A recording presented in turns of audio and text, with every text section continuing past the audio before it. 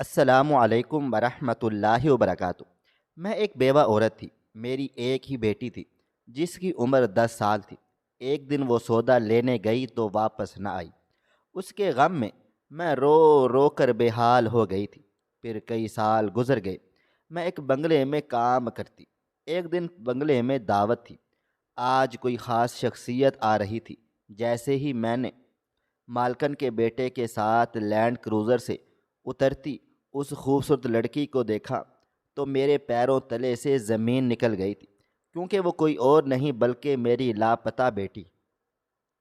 جب کافی دیر گزر گئی تو میرا سارا وجود لرزنے لگا تھا۔ مجھے لگا تھا کہ جیسے میں نے اپنے شوہر کی طرح سائرہ کو بھی کھو دیا تھا۔ میں جس بنگلے میں رہنے لگی تھی اس کی مالکن نے میری بہت مدد کی تھی، مگر لاکھ کوششوں کے باوجود بھی میں سائرہ کو ڈھونڈ نہیں سکی تھی۔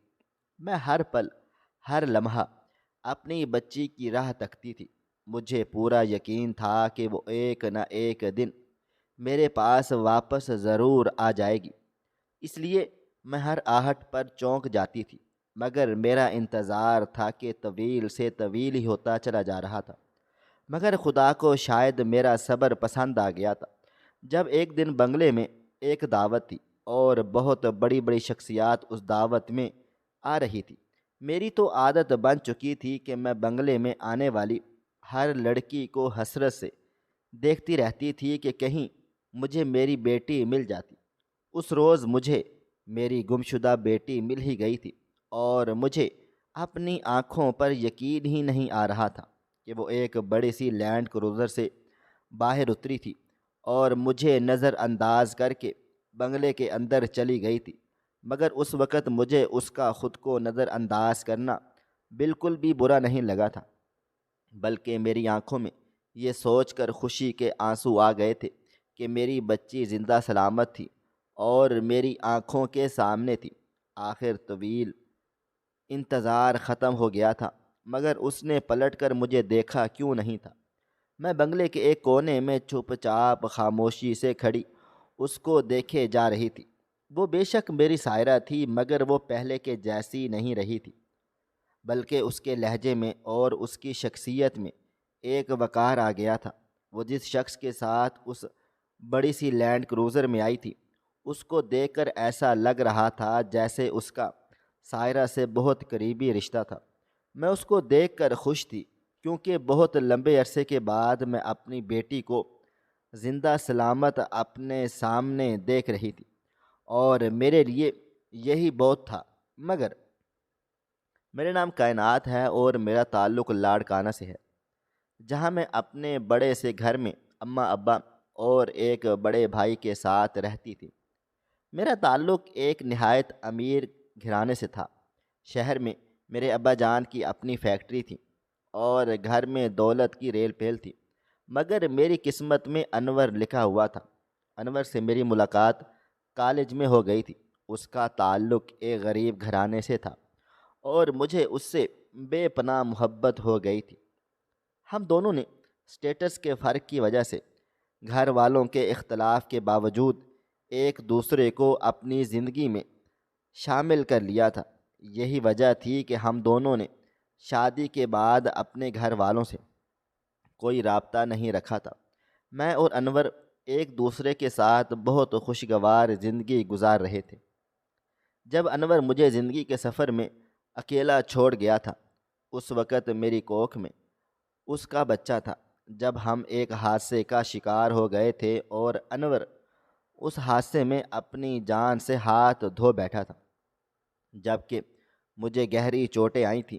میں انور کے بغیر اس کے نشانے کے ساتھ بھری دنیا میں تنہا رہ گئی تھی، کیونکہ میرے اپنوں نے ہوتے ہوئے بھی مجھے اپنانے سے انکار کر دیا تھا۔ اس وقت میں 3 مہینے کی حاملہ تھی جب انور مجھے تنہا چھوڑ کر چلا گیا تھا، اور مجھے اس حالت میں کچھ بھی سمجھ میں نہیں آ رہا تھا کہ میں اپنا پیٹ بھرنے کے لیے کیا کام کاج کرتی، کیونکہ انور ہی تھا جو میری اور گھر کی ذمہ داری نبھاتا آیا تھا۔ مگر اس کے گزر جانے کے بعد میں ایک مصیبت میں پھنس گئی تھی۔ انور کے جانے کے بعد تو جیسے میری دنیا بالکل ویران سی ہو گئی تھی، اور میری ہر وہ صبح جو کبھی انور کی مسکراہٹ سے شروع ہوتی تھی اب خاموشی اور آنسوؤں سے شروع ہونے لگ گئی تھی۔ وہ چھوٹا سا کرائے کا فلیٹ جو کبھی ہمارے خوابوں کا محل ہوا کرتا تھا اب مجھے قبرستان کے جیسا لگنے لگا تھا۔ میں دن بھر صوفے پر بیٹھی خالی فلیٹ کو آنسوؤں سے تکتی رہتی تھی، انور کی چیزوں کو چھوتی اور اس کی آواز کو یاد کر کر کے زاروں قطار روتی رہتی۔ 3 مہینے کی حاملہ حالت میں جب میری طبیعت زیادہ بگڑنے لگ گئی تو ایک ہمسائی نے مجھے لے جا کر ڈاکٹر سے چیک اپ کروایا تھا۔ ڈاکٹر صاحب نے صاف صاف کہہ دیا تھا کہ ذہنی دباؤ بچے کے لیے خطرناک ہو سکتا تھا، اس لیے خود کو سنبھالنا ہوگا۔ میں نے ڈاکٹر صاحب کی بات پر سر تو ہلا دیا تھا مگر میرا دل اندر سے ٹوٹ چکا تھا۔ میرے پاس تو کھانے پینے کے لیے پیسے بھی نہیں تھے، نہ ہی کرایہ دینے کے لیے کچھ بچا ہوا تھا۔ انور کی موت کے بعد کوئی بھی سہارا باقی نہیں بچا تھا جس سے میں کوئی آس امید لگا لیتی۔ نہ ماں باپ، نہ بھائی، نہ کوئی دوست۔ میں نے ہاتھ پھیلانے کا سوچا تو تھا مگر میرے ضمیر نے روک ڈالا تھا، مگر بھوکے پیٹ نے مجھے مجبور کر دیا تھا کہ میں کوئی محنت طلب کام کاج کرتی۔ آخر ایک دن میں نے قریب کے بڑے سے بنگلے کی مالکن سے بات چیت کی تھی کہ وہ مجھے کوئی کام دے دے جس کے بدلے میں مہینے کے چند پیسے کما سکوں۔ اس نے مجھ پر رحم کھا کر مجھے اپنے بنگلے میں صفائی کا کام دے دیا تھا۔ میں صبح 7 بجے سے شام 5 بجے تک اس کے بڑے سے بنگلے میں جھاڑو، برتن صفائی اور کبھی کبھی باہر سے پانی لانے کا کام کاج کرتی تھی۔ میرا جسم بوجھل ہوتا چلا جا رہا تھا مگر پیٹ کے بچے کے ساتھ ساتھ میری ہمت بھی بڑھ رہی تھی۔ جب پورے مہینے کے بعد مجھے میرا پہلا معاوضہ ملا تو اس میں سے آدھے پیسے کرائے میں چلے گئے تھے جبکہ باقی راشن کے لیے خرچ ہو گئے تھے اور میں ایک بار پھر خالی ہاتھ رہ گئی تھی۔ میں نے روٹی کا نوالہ اٹھایا تو آنکھوں سے آنسو بہہ نکلے تھے۔ انور کی یاد ہر لمحہ میرے ساتھ ساتھ رہتی تھی۔ میں اکثر خود سے کہتی تھی کہ کاش انور تم میرے ساتھ ہوتے، مجھے اتنا مجبور نہ ہونا پڑتا۔ میں نے ہمت نہیں ہاری تھی کیونکہ مجھے اپنے بچے کے لیے جینا مرنا تھا، مگر ان چند پیسوں سے میں آخر کون سی ضرورت پوری کر سکتی تھی۔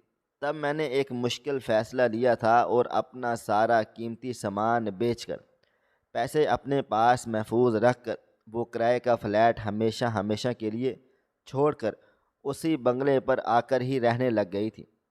اس بنگلے کی عورت رحم دل تھی اور میری حالت کو سمجھتے ہوئے میرا خوب خیال رکھتی تھی۔ جب 9 ماہ گزر گئے تو میں نے ایک پیاری سی معصوم سی سائرہ کو جنم دیا تھا۔ سائرہ کو گود میں لے کر میں ہچکیوں کے ساتھ روئی تھی۔ جب سائرہ میری گود میں آئی تھی تو مجھے لگا تھا جیسے میں انور کی باہوں میں واپس لوٹ گئی تھی۔ اس کی آنکھیں، اس کی سانسیں جیسے سب انور کی خشبوں سے لبریز تھی۔ میں اسے سینے سے لگا کر اتنا روئی تھی کہ جیسے برسوں کی خاموشی اس روز ٹوٹ سی گئی تھی۔ وہ تو ایک ننھی سی جان تھی مگر میرے لیے وہ نئی زندگی کا آغاز تھا۔ میں نے اس کی طرف دیکھ کر خود سے عہد کر لیا تھا کہ اب مجھے اپنی نہیں بلکہ بیٹی کی زندگی جینی تھی، مگر میں نہیں جانتی تھی کہ شاید میری بیٹی کا میرے ساتھ رہنا میرے مقدر میں بھی نہیں لکھا تھا۔ اس بنگلے کی مالکن جس کا نام بیگم صدیقی تھا وہ واقعی ہی ایک فرشتہ صفت عورت تھی۔ اس نے میرے درد کو محسوس کیا تھا اور میرے ساتھ ساتھ سائرہ کا بھی بہت زیادہ خیال رکھا کرتی تھی۔ مجھے وہ دن یاد ہے جب سائرہ پہلی بار مسکرائی تھی۔ وہ لمحہ میرے لیے جیسی نئی صبح کا سورج تھا۔ بیگم صدیقی صاحبہ نے مجھے بچوں کے کپڑے سینے کی چھوٹی سی ذمہ داری بھی دے دی تھی تاکہ میں سائرہ اور اپنی ضروریات پوری کرنے کے لیے کچھ بچت کر سکوں۔ ویسے تو وہ عورت مجھ پر بہت زیادہ مہربان تھی مگر سائرہ میری بیٹی تھی اور مجھے اس کے مستقبل کی فکر ستائی جا رہی تھی، اس لیے میں نے سلائی کا کام شروع کر ڈالا تھا۔ میں نے دن رات بہت کام کاج کیا تھا۔ میں سائرہ کو گود میں لٹا کر سلائی کرتی اور اس کے رونے پر کام روک دیتی تھی۔ سال گزرتے چلے گئے اور سائرہ 9 برس کی ہو چکی تھی، نٹ کھٹ، شرارتی اور بالکل انور کی جیسی مسکراہٹ والی۔ میں نے اس کی تعلیم کے لیے بچت کرنا شروع کر دی تھی۔ میں ہر سلائی کے پیسے بچاتی، ہر خرچے میں سے سائرہ کے مستقبل کا خیال رکھا کرتی تھی۔ بیگم صدیقی نے سائرہ کو اپنے گھر کے بچوں کے ساتھ پڑھانے کا فیصلہ کر لیا تھا، جو ان کا میرے اوپر بہت بڑا احسان تھا۔ وہ اکثر سائرہ کو پیار سے چھوٹی سی پری کہہ کر بلاتی تھی۔ سائرہ بڑی ہو گئی تو بنگلے کے کاموں میں وہ بھی میرا ہاتھ بٹانے لگ گئی تھی، مگر صدیقی بیگم اکثر اس کو منع کر دیا کرتی تھی کہ اس کے نازک ہاتھ گھر کے کاموں کے لیے نہیں بلکہ پڑھنے لکھنے کے لیے بنے ہوئے تھے۔ مگر مجھے یہ بالکل بھی گوارا نہیں تھا کہ وہ بنگلے کی مالکن ہو کر بھی مجھے غریب کا بے حد خیال رکھ رہی تھی۔ میں ان کے لیے جتنا ہو سکتا تھا اتنا ہی تو کر سکتی تھی، اس لیے مجھ سے جو بھی بن پڑتا میں ان کی خدمت میں کوئی کسر نہ چھوڑتی تھی، اور سائرہ کو بھی میں نے ہمیشہ ان کی عزت اور ان کی خدمت کرنے کی ہی تربیت دے ڈالی تھی، کیونکہ اگر بیگم صدیقی صاحبہ نہ ہوتی تو شاید میں کبھی سائرہ کو اکیلے پال ہی نہیں سکتی تھی، میں کبھی اس کی اتنی اچھی تربیت کر ہی نہیں سکتی تھی۔ مجھے لگا تھا کہ میری زندگی میں سب کچھ ٹھیک ٹھاک ہو گیا تھا، لیکن یہ میری بہت بڑی بھول تھی۔ سائرہ کو صدیقی بیگم نے گھر کے کام کاج کرنے سے تو منع کر ہی دیا تھا، مگر میں پھر بھی اس کو چھوٹے موٹے کام کاج کے لیے گھر سے باہر کو بھیج دیا کرتی تھی۔ کبھی وہ مجھے سودا سلف لا کر دیا کرتی اور کبھی صدیقی بیگم کے بچوں کو بہلانے کے لیے قریبی پارک میں لے جایا کرتی تھی۔ میں بہت زیادہ خوش تھی، مگر ایک دن میری خوشیوں کو نہ جانے کس کی نظر لگ گئی تھی۔ جب میں نے سائرہ کو کچھ سودا سلف لینے کے لیے بھیجا تو وہ واپس ہی نہیں آئی تھی۔ میں بہت دیر تک بنگلے پر اس کا انتظار کرتی رہ گئی تھی، مگر جب انتظار کی گھڑیاں طویل ہو گئی تھیں تو میرا دل گھبرانے لگا تھا اور میں بنگلے سے نکل کر سائرہ کو ڈھونڈنے لگ گئی تھی۔ میں نے سائرہ کو ہر جگہ تلاش کیا تھا، مجھے ان سب راستوں کا علم تھا جہاں سے وہ آتی جاتی تھی، مگر وہ مجھے کہیں بھی نظر نہیں آئی تھی۔ مجھے لگا تھا کہ جیسے میری زندگی میرے ہاتھوں سے نکلے جا رہی تھی۔ جیسے جیسے وقت گزر رہا تھا خوف کے مارے میرے ہاتھ پاؤں پھول رہے تھے، رہ رہ کر مجھے طرح طرح کے وسوسے آ رہے تھے۔ صدیقی بیگم نے مجھے بہت حوصلہ دیا تھا اور مجھے تسلی دی تھی کہ سائرہ کو ڈھونڈنے میں وہ میری مدد کریں گی، مگر مجھے اس وقت کسی حوصلے کی، کسی تسلی کی نہیں، بلکہ صرف اور صرف اپنی ننھی سی معصوم سی بیٹی کی اشد ضرورت تھی۔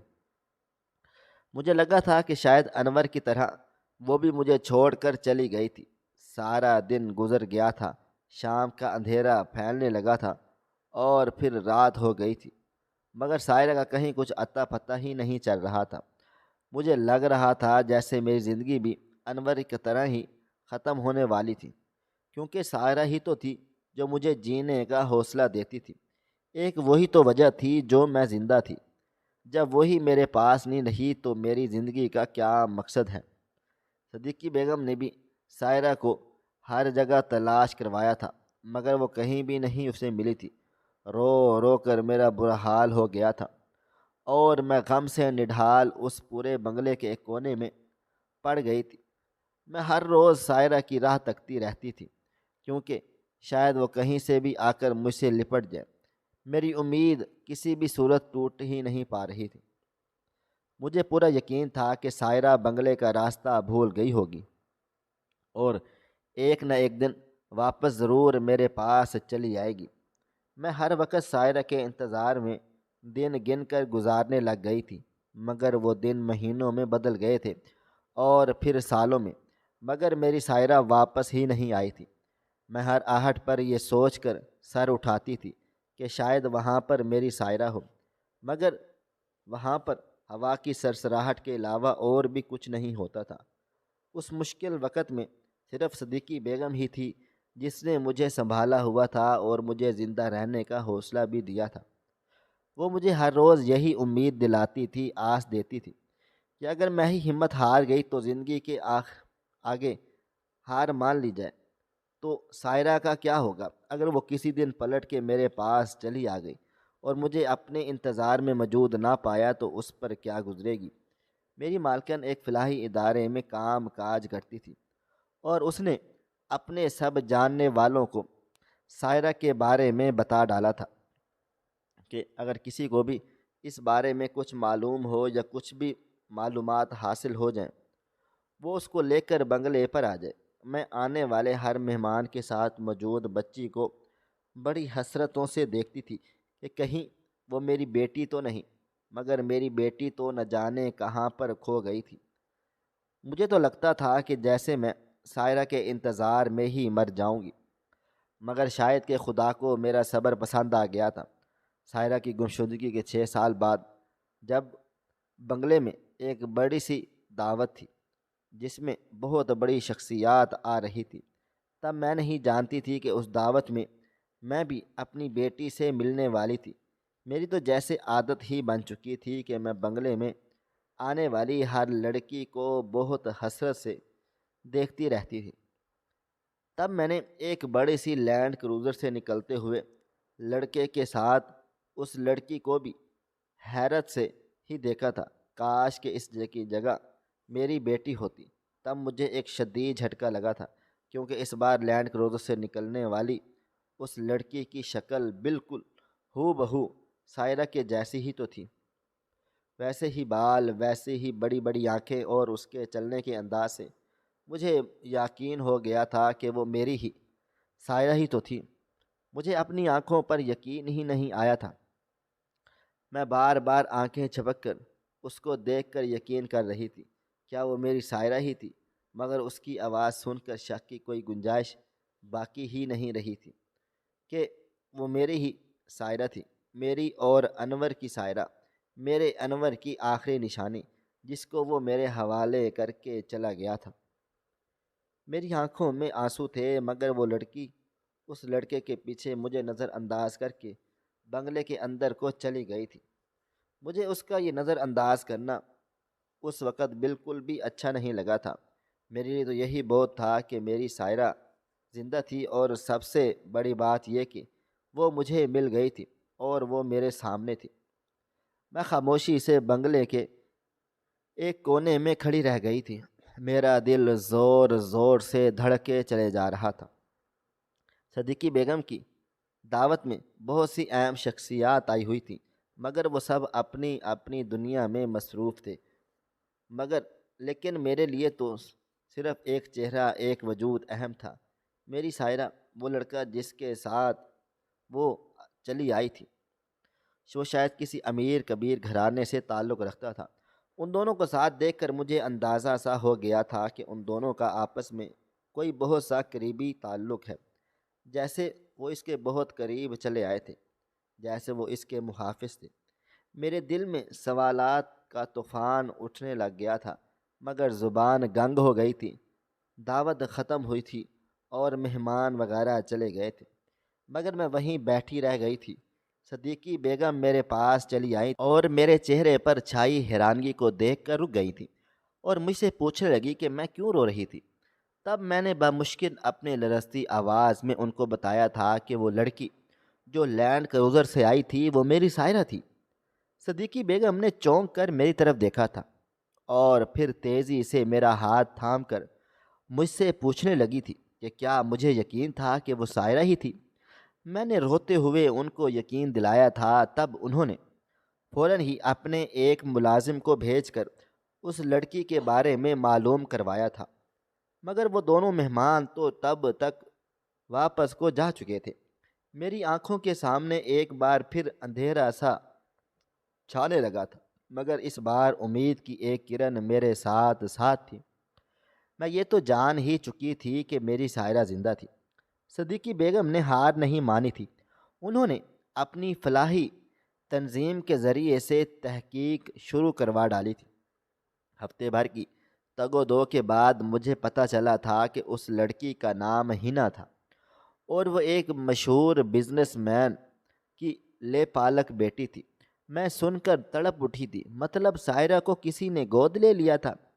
کئی دنوں کے بعد صدیقی نے اس خواب میں کئی بار دیکھا تھا کہ اس کی آواز کانپ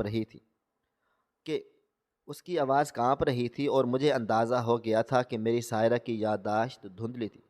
میں نے اس کے سر پہ ہاتھ رکھا تھا اور وہ میری گود میں سر رکھ کر پھوٹ پھوٹ کر رونے لگ گئی تھی۔ ہم گھنٹوں اسی طرح بیٹھے روتے رہے تھے۔ برسوں کا بچھڑنا، اذیت، بے بسی، سب آنسوؤں میں بہتا چلا گیا تھا۔ بعد میں اس نے بتایا تھا کہ اسے اغوا ہونے کے بعد ایک عورت نے بیچ دیا تھا۔ 2 سال وہ مختلف گھروں میں نوکری کرتی رہ گئی تھی، پھر ایک فلاحی ادارے نے اسے بچا لیا تھا۔ وہاں سے اسے ایک امیر فیملی نے گود لے لیا تھا، جنہوں نے اسے بہت پیار دیا تھا اور اعلیٰ تعلیم بھی دلوائی تھی، مگر اسے ہمیشہ لگتا رہا تھا کہ جیسے وہ کچھ کھو چکی تھی۔ مجھے لگا تھا جیسے دنیا کی ہر دولت میری گود میں آ گئی ہے، کیونکہ میری کھوئی ہوئی بیٹی مجھے واپس کو مل گئی تھی اور مجھے پہچان بھی گئی تھی۔ وہ میری سائرہ تھی، مگر اب وہ پہلے کے جیسی نہیں رہی تھی، بلکہ وہ انگریزی میں بات چیت کرتی تھی، اور یہ سب اس کی اچھی تعلیم اور تربیت کی وجہ سے ہی ہوا تھا۔ جن لوگوں نے اسے گود لیا تھا وہ بہت اونچے گھر میں رہتے تھے، اور ان کے ہاں ایک بیٹا ہونے کے بعد دوبارہ کوئی اولاد نہیں ہو سکی تھی۔ اس لیے انہوں نے سائرہ کو گود لے لیا تھا، کیونکہ ان کو بیٹیوں سے خاص لگاؤ تھا۔ مجھے اس بات کی بے حد خوشی تھی کہ سائرہ غلط ہاتھوں میں نہیں گئی تھی، بلکہ وہ جہاں بھی گئی تھی اس کی پرورش بہت اچھی ہو گئی تھی۔ کچھ وہ تھی بھی ذہین اور سمجھدار بچی، اس لیے اس نے اس ماحول میں خود کو بہت اچھے طریقے سے ڈھال لیا تھا۔ سائرہ نے تو مجھے پہچان تو لیا تھا، مگر وہ یہ فیصلہ نہیں کر پا رہی تھی کہ وہ میرے ساتھ رہے گی یا اپنے ان ماں باپ کے ساتھ جنہوں نے اس کو گود لیا تھا۔ اس کے لیے یہ بہت مشکل گھڑی تھی کہ وہ کس کا انتخاب کرتی۔ ایک دن سائرہ بہت سوچ سوچ کر بولنے لگی اور مجھے کہنے لگی تھی کہ اماں، جنہوں نے مجھے گود لیا وہ بھی میرے ماں باپ ہی ہیں۔ انہوں نے میرے دکھ سکھ بانٹے تھے، میری آنکھوں میں نئے خواب سجائے تھے۔ انہوں نے میرے لیے وہ سب کچھ کیا تھا جو شاید کہ میرے اصل نصیب میں بھی نہ ہوتا۔ اس کی باتیں سن کر میرے دل میں جیسے کسی نے کانٹے سے بھر دیے تھے۔ وہ سچ ہی تو کہہ رہی تھی، وہ لوگ بہت اچھے تھے، امیر تھے، تعلیم یافتہ تھے، انہوں نے ہی سائرہ کو ایک نئی زندگی دے ڈالی تھی۔ لیکن میں بھی اس کی ماں تھی، اور ایک ماں کا دل بھلا کیسے وہ سب کچھ قبول کر سکتا تھا۔ میرے دل میں ایک طوفان سا برپا تھا، مگر میں نے دل پر پتھر رکھ کر اس کو کہا تھا کہ میں اسے کھونا نہیں چاہتی۔ مگر وہ فیصلہ بھی سائرہ کا تھا، اور میں نے اسے زور زبردستی روکا بھی نہیں تھا۔ سائرہ کے چہرے پر ایک قرب ابھرا ہوا تھا، اور کچھ تصفف کے بعد وہ نم آنکھوں سے مجھے کہنے لگ گئی تھی، کیا وہ دونوں کی بیٹی نہیں بن سکتی تھی؟ اس کا وہ جملہ میری روح کو جھنجھوڑ گیا تھا، مگر اس سے بہتر فیصلہ اور کوئی بھی نہیں ہو سکتا تھا۔ مجھے یہ تو قبول تھا کہ سائرہ کچھ پل میرے سامنے رہے، اور جن لمحوں میں وہ مجھ سے دور ہو جائے مجھے اس کی خیر خبر رہے، مگر میں اس کو دوبارہ کسی بھی قیمت پر کھونا نہیں چاہتی تھی۔ اس لیے میں نے اس کا یہ فیصلہ دل سے قبول کر لیا تھا۔ رفتہ رفتہ ہماری زندگیوں میں ایک نیا معمول سا بن گیا تھا۔ سائرہ کبھی میرے اور صدیقی بیگم کے ساتھ رہتی تھی، اور کبھی اپنے دوسرے گھر کو واپس چلی جاتی تھی۔ دونوں خاندانوں میں ابتدا میں جھجک تھی، مگر سائرہ کے خلوص نے سب رکاوٹیں توڑ ڈالی تھی۔ مجھے آہستہ آہستہ اس کی بھی عادت ہو گئی تھی کہ کب سائرہ میرے ساتھ رہے گی اور کب اپنے دوسرے ماں باپ کے ساتھ۔ آج کئی سو سال گزر گئے ہیں، سائرہ نے اپنی تعلیم مکمل کی ہے، اور اب صدیقی بیگم کے ساتھ مل کر ایک NGO میں کام کاج کر رہی ہے۔ اس نے فیصلہ کر لیا ہے کہ وہ ان بچیوں کے لیے کام کاج کرے گی جو گمشدہ ہو جاتی ہیں، جنہیں دنیا بیچ دیتی ہے۔ مگر انہیں اگر موقع مل جائے تو وہ آسمانوں کو بھی چھو سکتی ہیں۔ میرے دل سے ہر وقت سائرہ کی دوسری ماں اور باپ کے لیے ڈھیروں ساری دعائیں نکلتی رہتی ہیں۔ میرا دل یہ سوچ کر اکثر ڈر سا جاتا ہے کہ اگر سائرہ کسی غلط ہاتھوں میں چلی جاتی تو کیا ہوتا۔ ناظرین، آپ کو آج کی کہانی کیسی لگی؟ کومنٹ باکس میں اپنی رائے کا اظہار کریں۔ ملتے ہیں کل نئی اور دلچسپ کہانی کے ساتھ۔